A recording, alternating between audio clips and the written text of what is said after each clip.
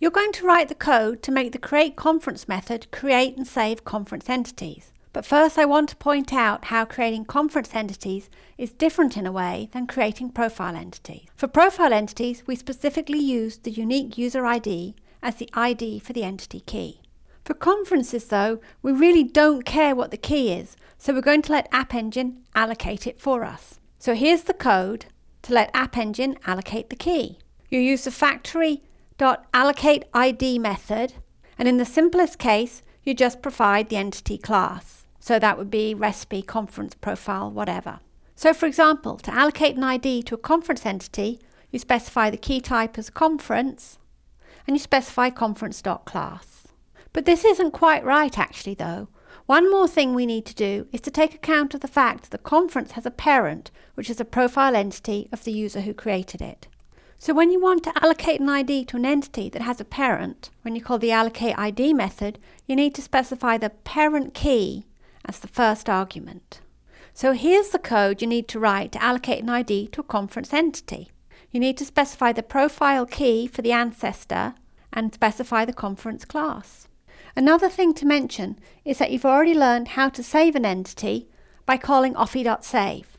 But in this case, when you save your conferences, you also need to save the profile entity.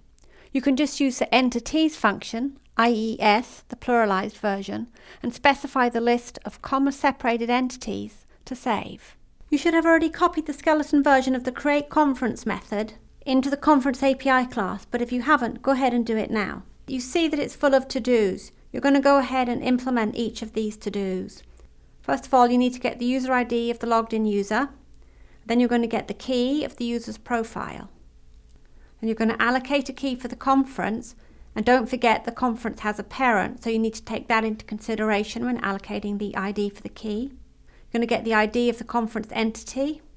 Then you actually need to see if the profile entity corresponding to the profile that's the parent of the conference actually exists. If it does, get it out of the data store. If it doesn't, go ahead and create a new one using the default values for the profile properties.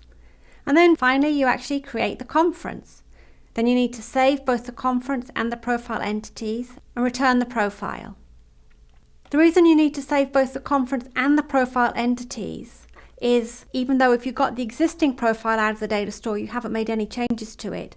If the profile didn't already exist, you will have created a new one, so you will need to save it. So go ahead and fill in the to-dos in Create Conference. You already copied over the skeleton version of it, and now you can write the code in the to-dos. When you've implemented Create Conference, you can run your app on localhost. And then go ahead and create a conference or two. And you can use the APIs Explorer, or you can use the Create Conference page in the web UI. And then check your conference entities in the data store viewer in the admin console to make sure that they got created as you expected.